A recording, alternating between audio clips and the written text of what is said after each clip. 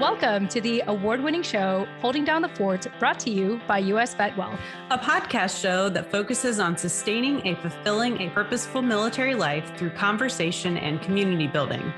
I'm Jen Amos, a Gold Star daughter, veteran spouse, and creator of Holding Down the Fort. And I'm Jenny Lynn Stroop, a seasoned military spouse, mom of 2 boys, and your co-host. Together, we'll converse with special guests from the military community and for the community to share knowledge, resources, and relevant stories on how we can best hold down the fort for ourselves and our loved ones. Now let's get started.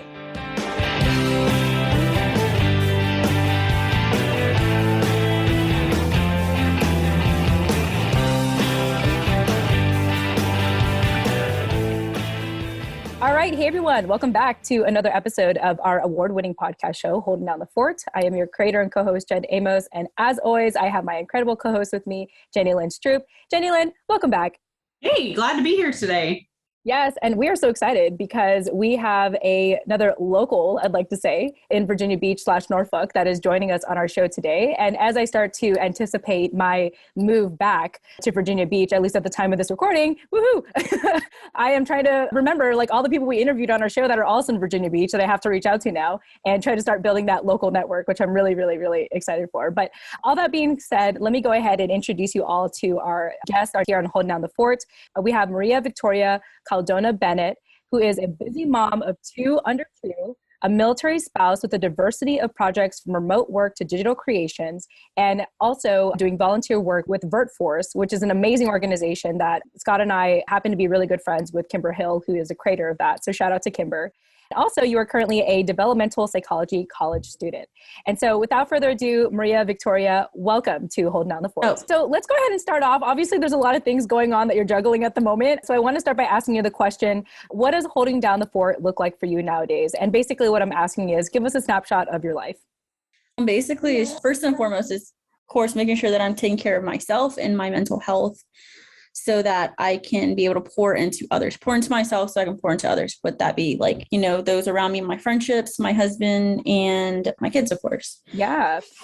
For me, that sums it about up. And just, doing my daily things I got to do, like, schoolwork or just household stuff, because I don't really have much going on besides that since, the pandemic and everything. Yeah, absolutely. I mean, we were talking a little bit about this offline about like how even when I was thinking about like 2020 and how that was going to be the year that I was going to start to make like local friends in Virginia Beach. And then obviously the pandemic hit and like everything shut down. It was hard to, socialize. And so one thing I started to reflect on for myself is how important it has been for me during this season of the pandemic to just be mentally busy. So it's like, I like how, despite being at home and having all this time, it's like you want to fill it up anyway. And I imagine that maybe you're feeling the same way too, where it's like, I don't want to just do nothing.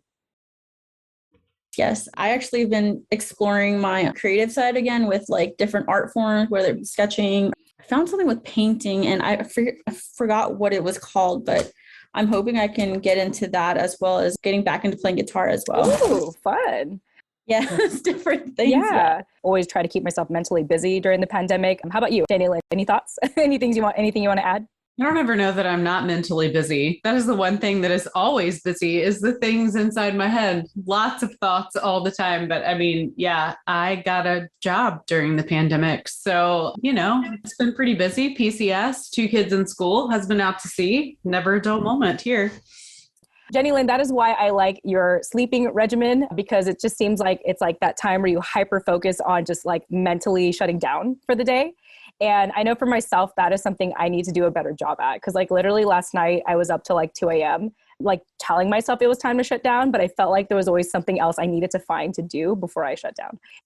I'm the same way. I usually like have like a never ending list of things to do. And like, if I think about it at that moment, like I got to do it. But then I've learned actually pretty recently, just darkening everything, not having night lights. Cause I used to have night lights, as weird as that sounds, but yeah, like it helps to like shift the mood and the atmosphere, and I'm able to like sleep really fast. So I don't know if that could probably help. I don't know. Yeah, it's so funny how we're having this continuation of a sleep regimen, but thinking about like having like sleeping pills and weighted blankets and eye cover and like what do you call those, blackout curtains? Blackout curtains. Yeah, blackout curtains. Like that's something I definitely need to have. But as I start to anticipate this move back to Virginia Beach, I'm going to start to envision like the perfect sleeping room. Starts with the book. That's all you really need. You just need a book befyour bed. Then your brain shuts off from your own thoughts, and it's fiction. You can only read fiction at night. Don't read something where you have to learn something. Keep your brain busy. That's a good idea. Oh, thanks for sharing that. Yeah. So thank you, Mariavictoria, for giving us a snapshot of your life today. One thing we talked about offline that I think is, worth bringing up now is how, as a military spouse, you were mentioning offline, like how there are different seasons in your life, different, chapters, et cetera, et cetera. And one thing that you have recently come to learn for yourself is to be gentle with yourself with every season of your life. So tell us a little bit more about that and kind of how you came to that epiphany to just be more gentle with yourself. I actually came about it through, believe it or not, a therapy session with a counselor that I am actually currently seeing right now, virtually. So she's like, okay, just tell me everything that's going on. So I listed a bunch of problems, and she was like, yeah, towards the end of the session, she said something along the lines of, remember this, you are perfect even while in progress, but also remember that while you're going through your progress and your processing of past trauma and even just the ups and downs of life, that you have to be gentle and give yourself grace. Because we're living in a society where we are constantly bombarded with images and media of what it's supposed to look like. But honestly, that's a false visage. That's just a false image. And there's just high pressure. So add that into being in the military community, you think you got to keep it all together. And that's just not the truth. That's not true. And I think that's probably why a lot of people are not wanting to go out there, even before COVID, to make, the effort to connect with people. And so that's why I think there's a lack of connectivity with, even in the military community, with base housing, at least for me. But I'm learning that. Yeah. I like how you kind of mentioned that, because we sort of portray ourselves as super busy all the time, it's in fact caused us to be more disconnected with each other. There's not that relatability of yeah, but I have down days too. I have days where I absolutely do nothing. But if you are observing someone just purely on what they post on social media, it's easy to kind of just see them in a certain light that doesn't actually represent them as a whole. Jenny Lynn, just want to check in with you. Mariavictoria said the magical words of mental health and therapy. So I'm sure you have something to add to that. I mean, who doesn't love a good counselor? I had counseling just this morning and it's great. No, really what I was thinking when she said, you about being in progress, one of the things that I love about the 12-step program I'm in, that one of the slogans is progress, not perfection. And they spell perfection with a K, which as a recovering perfectionist drives me insane. Also, that's the whole point, is that you're a work in progress and you don't have to be perfect. And this reminds me a little bit of a previous episode we did where we talked about online imaging and how we portray ourselves, and how, I was very upfront about saying look, you're not going to find a picture of me that I don't have my hair done and my makeup on, because that's just how I am every day. Well, not, let's be honest, not every day. But if I'm putting a picture on the internet, that's what it's going to look like. And also, I can still be transparent and vulnerable about things in my life, but this is the image that I want to put out there. And so I think it's really important to continue to have that conversation about all this stuff online is not, it's the highlight reel, even with folks who are being vulnerable. And I say that as someone who writes and puts my words on the internet for people to read about hard things that I'm very transparent about. It's still the hard that I was willing to write about that day. There's plenty of hard that, I talked to my counselor about, full stop. Yeah. Yeah. And then something I think that, I love how you always like to wear makeup all the time, Jenny Lynn, but there's more to that. It's not just you trying to put this exterior out there. It's really your self-care. It's really for you to feel good about yourself. And if people were to just judge you for what you posted on social media, they would probably think otherwise. They wouldn't think that is for your own self-care. Mm-hmm. Absolutely. I know. Do you like my fancy new earrings today? They're so fun. These were just for me. I bought myself a fall present. They're shiny and have feathers. I love it. I stick to certain jewelry just because I know that, especially if it's big as that, I forget to take it off and then I end up breaking it or something or losing it. It's really bad. I am awful with jewelry. So I think that's a good idea, because I always had the initial thought of why do my friends wear makeup, or, especially moms. And when I became a mom, that's a good thing to take time to actually do things for yourself. It's not selfish, it's self-care, and it's good for you because, like I said, it's setting that foundation for you to be able to pour into others. So it's kind of that saying that goes, instead of saying hurt people, it's more like healed people, heal people. And I think that's what you're saying. It's kind of like, based on, like, you can give based on how good you feel about yourself in a sense. Yeah. So Maria Victoria, as we were talking offline, I feel like there is just so much life lessons that you have gained on your journey so far as a military spouse. So I feel like right now it's really, we're just having this conversation to share a couple of those, life lessons. And one of the other ones that you had shared with us is, as a military spouse, you have learned that you have to be open-minded to different cultures and perspectives. So tell us a little bit more about that and kind of how you came to that realization. I came to that realization because number one, it is, oh my gosh, where to start? First and foremost, is because of my family's culture. So like my mom and dad are both Filipino. So they're pretty cool and they're laid back and chill, but it wasn't until like I experienced having kids and then like gaining weight and like coming back home to my hometown, seeing firsthand the viewpoints that are different from that of my parents, because they're different. Like, I'm not going to say who it is. It's basically the generation before my parents.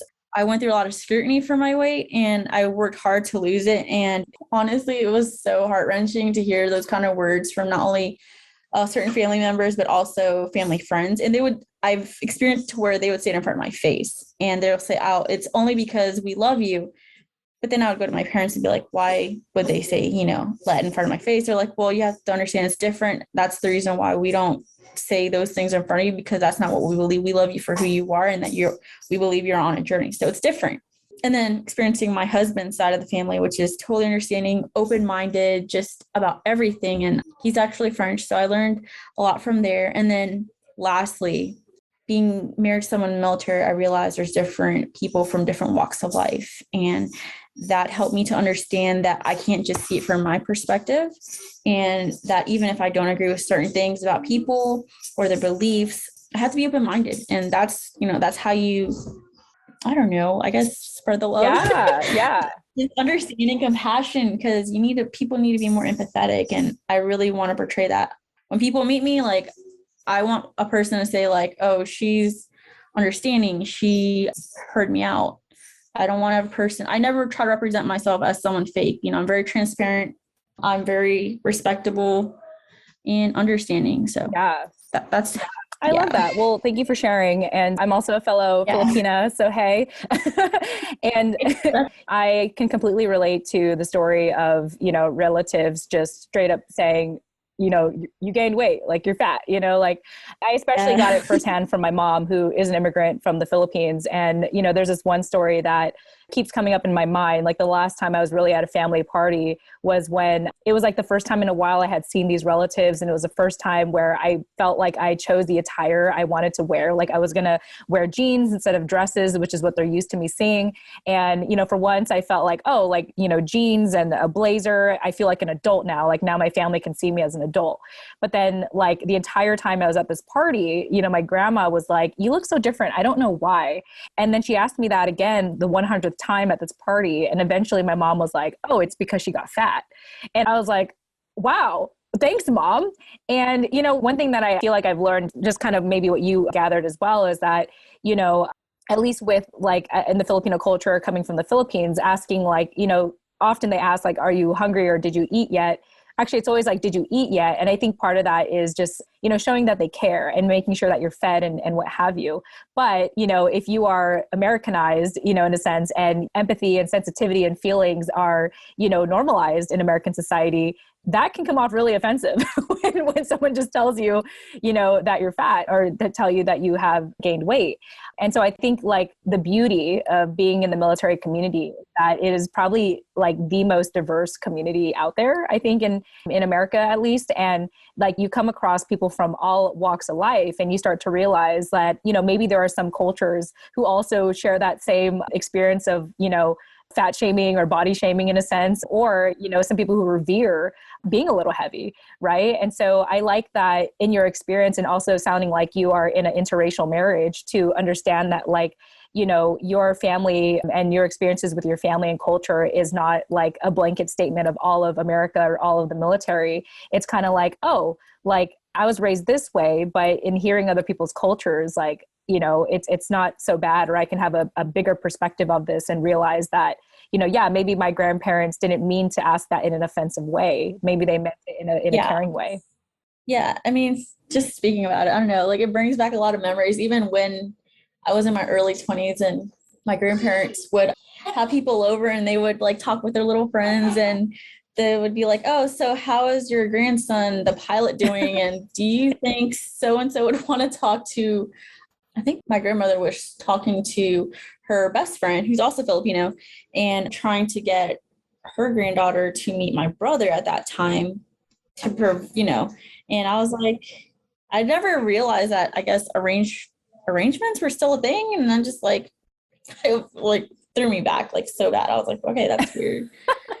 You're like, I'm here like choosing my love, and there are some people still getting assigned in a sense and getting set up. And yeah, I mean, that very much is still a thing. I mean, it is quite fascinating to know that.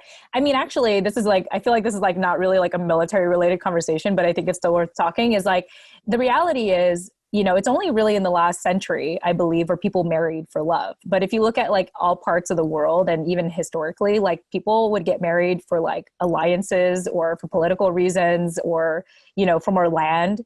And so it is interesting when, we kind of benefited from this, generation of choosing for love. And then yet, we still hear that there's like such things as arranged marriages. It's quite astounding. It is. It's shocking, but at the same time, interesting to see that happen. But I'm just going to say, I'm glad that America is so diverse and that there's options. I'm just going to say that. I'm so happy. Yeah, for sure. Jenny Lynn had to jump off, but we can continue our conversations. So it's you and I today. Awesome. Well, yeah, no, I think that's a very fascinating conversation to have and to observe. And, it's part of like, for someone such as myself, I grew up as a military child for the first 10 years of my life. And 20 plus years later, I meet my, husband, who is already a veteran. And the work we do today is focused on the military community. And so, even without having our business working with the military community, I like still being associated with the military community because of its overall diversity. And despite all that, to still work as a unit and to still, help one another. And then even if you are not active duty, but you are, let's say, a military spouse, like you still get to benefit from that spirit of service amongst other spouses and other people in the community. So, it's something that I continue to like, just appreciate, Yeah, it's really cool. Like how, I don't know. Sorry. You said service and that totally got me, because that's one of my favorite things to do is to help others and hearing other people's stories and just seeing how like you could be of help to others. I don't know. That's probably just a big heart thing. Yeah. Well, and it's kind of like we said earlier, it's like in order to be helpful to others, it has to come from like feeling good about yourself. And, one of the other things you also wanted to share is, I think even before you do that, you have to feel good about yourself. And part of that is adapting to change, right? Like being able to go through the motions of military life. And so I know that is one lesson that you also learned, is to be adaptable to change. And once you do, you can learn to pivot and maneuver through this lifestyle. So I'm curious if you had any more thoughts about that and sharing that with me offline. There are too many instances to name on top of my head, but like being adaptable, especially in this lifestyle, is so important. But also remembering you don't have to be, might kind of sound double negative, strong. You're strong for asking for help. You're strong for, even if you're on a Facebook group asking for help whenever you don't have that support of your spouse or a friend. And I've seen so many people actually reach out and get the help from random strangers that become best friends. That's what happened with me. I actually met a really good friend up in Quantico when I had my son. I actually almost nearly died having him postpartum. Well, had him, and then I almost died afterwards because they didn't, realize I had a medical condition. Goodness. Having that community and the availability through Facebook, because of that, it actually saved my life, my mental health, and also my physical life. So reaching out and just, it's not a sign of weakness, it's a sign of strength. Yeah. Because if you don't reach out, then, then you're not going to get the help you need. That's one thing that's been the hardest for me, because I've always tried to do things on my own. Yeah, I think if there's one thing that the military community does to all of us is depend on each other. Like maybe at Yes. first it's kind of like, no, I can do this. I can be like the super spouse, right? I can like do it all. I can handle it all. I can juggle it all. And I think part of that evolution that I think every spouse and every member of this community goes through for that matter is getting to a place where it's like, I could do it all, but I shouldn't do it all.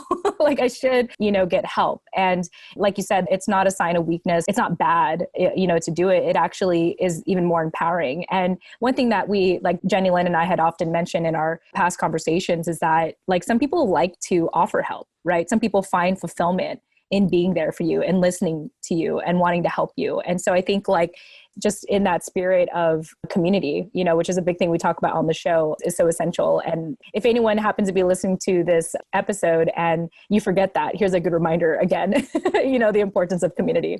Yes, most definitely. Yeah. So you and your husband have basically been active duty for, nearly a decade now. And although you identify as a military spouse, I know that it is extremely important for you to continue to chase after your dreams and passions. And so I know one of the things that you currently are doing is, being a developmental psychology college student. So tell us about that and kind of how you decided to get into this field and, study this in the midst of, I guess, everything, military life. It's funny because I kept going back and forth. I changed my major like 7 times. Like that's Love crazy. it. Oh my gosh, that's more than me. I changed my major 3 times. Like you're the first person who's changed your major more than me. That's amazing. That's awesome. So I came upon it because I love mental health. I think it's such an important aspect of who a person is. And so the reason why I chose developmental psychology is because I've always wondered, what does a healthy family structure look like? Because I came from a family structure that wasn't actually, fully put together. My parents were actually divorced and I went through some stuff. And so I was like, okay, well then what does a family structure look like? How can a family flourish despite the chaos and the ups and downs of life? And so I want to go to the doctorate level if possible with that. And I wanted to be a better mom before, since I have kids. And so that would actually help out as well. My husband and I, so diving into this, we want to open up a nonprofit or maybe, a nonprofit organization working with animals. And I'm hoping I can utilize my psychology degree at the doctorate level so that we can help the military community with their mental health as a family or the service member or the military spouse, whoever, needs the help. And I 100% believe that animals, especially dogs, because my dog helped me through a lot of dark times, if we can train them to be of service, to help people in the military community heal, I feel like that would be like such an awesome, awesome thing. And so my husband loves dogs. I love dogs. I'm hoping we can go further into other animals as well. We'll see like where that leads. But yeah, that's my heart. My heart is for people and seeing them becoming whole and who they're meant to be. So if that makes any sense. And I really want to use animals in my degree. Yeah, absolutely. So. I mean, I know that, for many military families, it is difficult to have pets. With every PCS, it's actually like really expensive. We had a past conversation about this. It's really expensive to like, let's say send a dog from the United States to South Korea. But either way, one thing that we've also been fortunate to have conversations with are people who started nonprofits for veterans and in the equestrian space, like having horses and having veterans take care of horses. And I even see how therapeutic it is to witness my husband being a veteran, having our dog. Just fun fact, our dog has never been alone, like ever. Like, I mean, if he has, it's probably only been like 15 minutes, but we for the 5 years, like this month, we celebrated his 5th birthday. Or 39 years in dog years. Apparently there's a whole science behind it. Like apparently the first year they're like, they age like by 15 years. And then after that they age, the second year is 9 years. And then every year after that, it's like 5 years. That's what I found out apparently. And so our dog is 39 years old. I was like, oh great, he's older than me. But anyway, I just see how much he is happier because of our dog. And I do like kind of that strategy in a sense. It's like sometimes part of therapy and healing is not necessarily through words. Sometimes it is difficult to explain like what we've been through, but to, let's say, care for an animal, it's an action. It's, putting someone before you in a sense. And I feel like that's sort of the spirit of our military community, is like putting other people first in a sense. And, to do that with animals, that love you for it and don't like, shame you for it or reprimand you for it. It's like, I can really see how therapeutic that can be. And I really love that that is something that you and your husband want to do in the future. Yes, I'm very psyched about it. I can't wait. Like, I wanted to also maybe do art. So for my doctorates, there's a school here that actually has an art program. It's crazy since the school I'm going to currently doesn't do the doctorate level. So I'm hoping I can get accepted into that program and maybe expand beyond just start animal therapy. Yeah. Hopefully maybe like into different art forms as well, depending on how long it takes me to get to the doctorate level, which I guess it would take a while. Yeah. Well, I mean, it'll keep you busy, right? Yeah, definitely. Yeah. Well, I love that. I love how, in a way you have, taken your experience of military life and being a military spouse and your husband having served for nearly a decade now to take into your studies and see what you could do to eventually give back in your own way. Mm-hmm. And I think that's one thing I really appreciate about the military community is that, whether you're still in it or you've already served, a lot of us are just, we look out for each other, like we know our issues the best. And yes, the government does its best to provide whatever resources or organizations we need, but they can only do so much. We can only take too much of our taxpayer dollars, to provide these services. And so to have people such as yourself that want to build something like this, I think is really inspiring. Aside from like just sharing that, mental health shouldn't be taboo. I'm just going to say that it shouldn't be taboo. It is perfectly normal to get the help that you need or your service member or any part of your family, because it's super, super important to be mentally healthy, not just physically, but mentally. Yeah. Yep.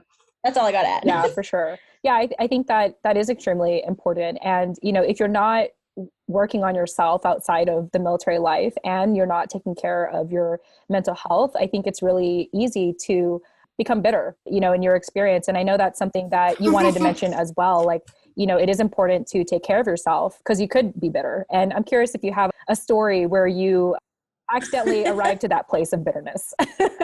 Oh, yeah, yes.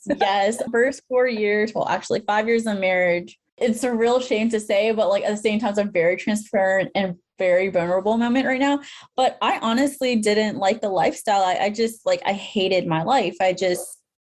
Because I quit my school at 75%. I was studying to become a medical assistant. And so there was, I'm not going to say any names, but there was a individual that I met and through one of the groups on Facebook, I was like, you should definitely move in together fast. And we were married at that time. And it's like, oh, cheating this, because the whole people say that cheating is so high, but that's not always the case, And so I started having insecurity issues. And so I quit my school. And that's one of my biggest regrets, is letting someone's opinion affect the path of my dreams and goals. So I suddenly became bitter that way, and also dealing with my own trauma from my past, which was pretty recent at that time. I think it was 2013 to 2015, one of those years. But never, that's one of the biggest advice I would get if you're a new spouse, never let one's opinions, especially those who may be older, who are married, to a service member, or even any age for that matter, dictate your decisions on how you move and progress through your own life and through your own marriage and through your own goals, because it's important that you make your own decisions and let your decision making be based on what you want and what you and your service member have talked about. Don't let the insecurities and the rumors be, the basis. Yeah. Well, thank you for sharing such a sensitive topic. We've had a conversation about this in the past of, just this uncomfortable, unspoken clash often between, let's say, military spouses and female service members, and kind of this insecurity of, this, I would say valid, this valid insecurity of, possible cheating happening. And, it's kind of a topic that we often don't bring up really on the show, just because it is quite a sensitive, delicate topic. But either way, What I'm hearing you say is that, despite the advice you get from other, let's say, seasoned spouses, it's still important for you to make your own decision at the end of the day, because, I often say, even to my friends, I said, your advice and all is great, but I'm the one that has to live with the consequences. I'm the one that's going to have to deal with it. So like, yes, I appreciate the advice. Thank you for telling me. And I'm going to add that into my decision-making process, but it's not going to be like the dominant reason as to why I decide to do certain things. So I appreciate you, sharing that. And, it sounds like in a way you also felt a little bit robbed of your education because of those, insecurities, but it sounds like you're in a better place now to, especially now that you're studying again, to kind of own your life again, own your story and your confidence and live this life the way that you want to live it. Yeah. I would like to add one more, something that I just learned recently is as your spouse ranks up, it can be, and this is another transparent moment, it can be easy to feel like you're not moving up at the same rate or maybe not at a rate at all. But it's okay to go through the feeling of jealousy, but to also remember that you're processing those strong emotions. You're human, but to also remember that you're going through your own journey of pursuing your own passions and projects and goals. And your whole life isn't always defined by the military. I don't know if that makes any sense, because I found myself going through feelings like that. I'm like, really? But I just got this little certificate. And he's like, yeah, I just did this. I'm like, okay. But yeah, it's a learning experience. You are an important person too, is what I want to tell every dependent. And also to celebrate with the military service member, despite feelings like that. Yeah. Well, also, I think what you're saying and what I'm hearing is that their win is your win. What is it? A couple years ago, my husband's business, we received an award. What was it called? It was like Startup Entrepreneur of the Year, given to us through the Rosie Network and San Diego Business Journal. And he was the one that received the award. He was the one that gave the acceptance speech. And here I was feeling like, I was kind of living under his shadow, but I have learned in time to be like, that was my win too. Like I am an award-winning business too, because I was a part of this effort. And so I think that being said, it's like, his win is your win too. And I definitely understand that feeling of like kind of feeling behind or feeling like you're falling behind because you're, helping, let's say, your husband excel more in his career than yours. But it's like, I think it's a two-way street. I think eventually in time, you'll be able to, the tables will turn and hopefully your spouse will be able to support you. But in the meantime, you can still create space for yourself to succeed and find an identity outside of your husband. And not that that's like always the struggle of the military spouse. And I also don't like how I myself am saying that, starting with that context of being out, doing stuff outside. But ultimately what you're saying, what I'm hearing you say is like just that importance of, knowing your worth and knowing your identity and knowing that, everyone is on their own journey of progress and everything. So yeah, I love that. And so one of the last things, Mariavictoria, that you wanted to share is that, networking is extremely important. Like we talked early on, we were talking about the importance of community building, but not just community building, but, building community for your professional network. So tell us a little bit about that and how building a professional network has looked like for you. For me, it has looked like being on Facebook, and I didn't realize it actually could be a professional place. And discovering VirtForce has been, like I said, an awesome game changer. I've met some really awesome people, and that's how I found out about Holding on the Fort and your mission. And I was like, I saw that and I was like, oh, that's really, really cool. And then seeing Kimber's mission and what she was doing through VirtForce and people like April Wilhelm and just different other people. And it just honestly brings me a lot of joy seeing that. And it's helped to expand my horizons on how I see myself in the future and what I want to do and what my dreams are. Because I never even knew really what that looked like until I started networking with people. So go on Facebook, and then also realizing the importance of LinkedIn. I never understood it, but I've met some really great people through LinkedIn as well. I learned that through VirtForce and my volunteer time there. What else? And I've learned how to network professionally. I didn't even know that was even a thing. Professional networking. I just thought it was like, just apply for a job and that's it. I didn't realize the power of networking. That's how I got one of my jobs previous to VirtForce. But now I understand the power of networking is super important. No matter where we go, it's important, especially in the military community, to network with people, even if it's through your neighborhood, virtually. in any capacity, conferences, because you never know who you might meet and some awesome ideas might be coming up and it could be helpful to that person or to the community. Yeah. You know, one of my favorite books, it's called Upward Spiral by Alex Korb. And he talks about, you know, one of the best ways to reduce depression is to be in community with people. And not that we were talking about depression or anything, but it just reminds me about like, to me, it sounds like you're so level-headed because, you know, from talking about community at the very beginning to you discovering what professional networking is and immediately seeing the benefits of that. You know, I think all of this is to say is that we need each other, you know, like we need each other and we need to stay connected. And especially now in the time of the pandemic where everyone is at home, I think building these relationships is more important than ever. And, you know, thank goodness we have technology. I think if there's any time to be in a pandemic in any time in history, it's this time because we have Zoom, we have Facebook, we have, you know, all these online groups. And we're also at a generation, I believe, that values mental health, you know, if anything, especially in the military community. So yeah, you know, Mariavictoria, I just appreciate, you know, everything you have shared, all the lessons you have learned in this last decade of a military spouse life. Is there anything else that comes to mind for you that you want to share to our listeners? Well, since we were talking about networking and community, one of the things that I found very helpful to help connect others, and even whenever, I guess, as a military family moves, is to don't be ashamed to share your story, no matter what the other person may think, because you never know how it may help them. And you never know if it might open up a possibility for a friendship. Of course, you know, you gauge, you know, who you talk to and stuff, but I mean, like, don't be ashamed of your past. Don't be ashamed of what you went through, both good and bad. Yeah, just, you don't have to be ashamed of hiding who you are, if that makes any sense, because it honestly will open up so many doors to so many different ways of healing, opportunities, especially for this community that's constantly in transit and all constantly just on the go. You know what I mean? So super important to share your story. Yeah, word. I love storytelling. You know, this is why our show and, you know, our listeners at this point are probably like, where's Jenny Lynn? She hasn't like chimed in this whole time. It's like, well, she had to actually jump off. And so that's why she's not on our call today. But, you know, that's why you don't hear her voice. But anyway, shout out to Jenny Lynn. Hope you're doing okay. Whatever you had to jump off to. Well, the reason why I love doing this show is really what we're doing is just exchanging stories.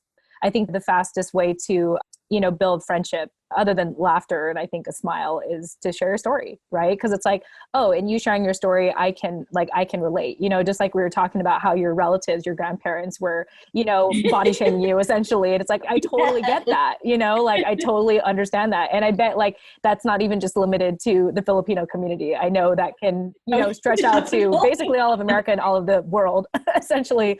Yes. But, you know, it's nice to be so transparent. And I think that when you are more transparent, you humanize yourself and you allow other people to feel safer around you and thus have them open up as well. So, you know, I just really appreciated our conversation today, Mariavictoria, and all the lessons that you had to share. And I hope this was therapeutic for you, you know, to just kind of reflect out loud. Very much. Very much so. Oh, and you mentioned it too. You said laughing and smiling and joking. Honestly, that's another good thing. That's another healthy way of living this life, especially in the military community. Laughter and jokes, honestly, can never get old. Yeah, absolutely. Love it. Awesome. Well, Mariavictoria, I have absolutely enjoyed our conversation today. And I know that if Jenny Lynn had the chance to be here, she would have as well. But let our listeners know if they want to get a hold of you and reach out, how can they do that? How can they find you online? I do have a website set up because I have too many social media handles. You can find me at mariavictoriabennett.com. I have all my social media links there. Yeah, I hear you. I have like a million social media links as well. So I usually just say, go to my website and whatever social media platform you like, I'm probably on there. You can find it straight from my website. Well, awesome. Well, Mariavictoria, thank you. Thank you so much for your time. It was an absolute pleasure having you here today. And to our listeners, we want to thank you all so much for listening. We hope you got a lot out of this conversation and we'll chat with you in the next episode. Till next time. We hope that you enjoyed today's conversation. Get access to our show notes and subscribe to our newsletter by checking out the details of this episode on your preferred podcasting platform or visit our website, holdingdownthefortpodcast.com. And while you're on holdingdownthefortpodcast.com, be sure to follow us on Instagram, LinkedIn, Twitter, Facebook, or our YouTube channel. If you got a lot of value from today's conversation, kindly leave a 5-star review on Apple Podcasts, Podchaser, or leave us a recommendation on our LinkedIn profiles. Thanks for listening. Tune in next time.